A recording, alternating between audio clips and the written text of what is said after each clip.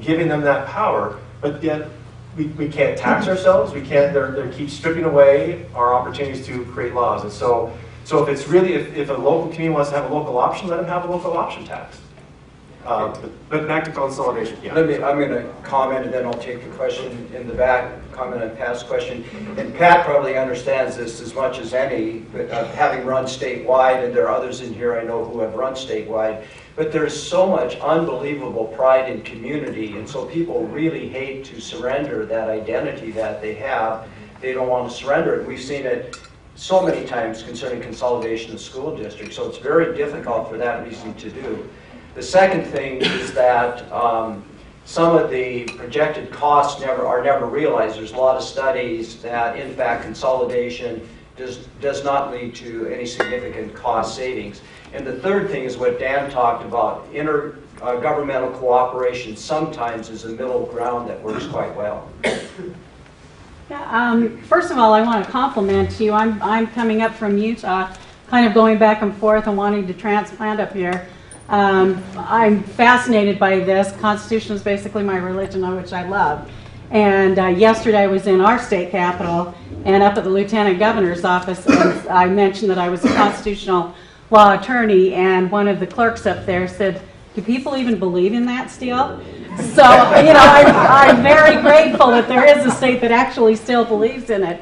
But there's one thing that's interesting, and again, power is given, not taken. And if you can keep that concept in mind, Utah has an interesting provision in theirs that they take kind of the reverse approach. Instead of the cities and counties requesting that the legislature grant them some power, they've got a provision in there that there's 29 things the legislature cannot do to the cities and counties, which is a very interesting approach. It ties the legislature's hand and basically says these 27 things, you will keep your hands off the counties and let them run their own. That's a good observation. That's one of the three approaches I have in my handout. They chose not to use that, but that is one approach that is used. And the seat behind Anthony, yes. I'm Carol Ferguson, and I was on the staff of the State Commission on Local Government, and I wanted to mention that phase of between the Constitutional Convention and everything that has happened since House Bill 122, which those of you who are old enough will remember was the bill that came out of the State Commission on Local Government. And that commission was comprised of legislators and local government officials, and it oversaw both the evolution of the first study commissions and how they were going to go about their work and providing assistance to them, and then drafting a whole new code of local government law that was introduced to the legislature, but they weren't into weightlifting exercises. So House Bill 122 failed. But I wanted to just mention that this was a time when PowerPoint was not anything that was anybody's vocabulary. We felt really lucky when the secretaries got a electric typewriter, because there were lots and lots of drafts and lots of revisions. And my job as a researcher was looking at the forms in county government, which turned out to be a lot more amusing than I had thought it would be.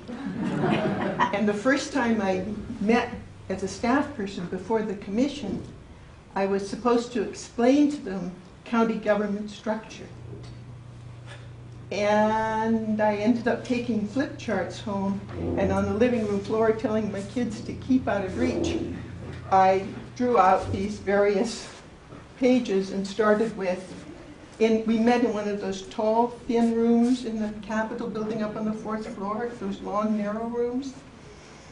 I started near the window end and said, well, county government is the county commissioners and all the row officers and all those boards and committees that the commissioners serve as, and all those that they serve on, and all those that they appoint to, and those multi-jurisdictional, councils on aging that are multi-jurisdictional that they're on, and then all the special districts, and finally got to the end of it and said, and that's it.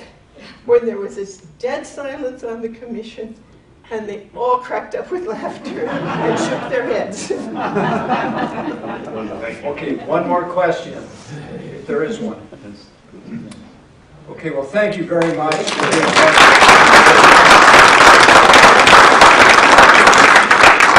Thanks so much to Jim and the panel. That was excellent. So the lunch will take place next door.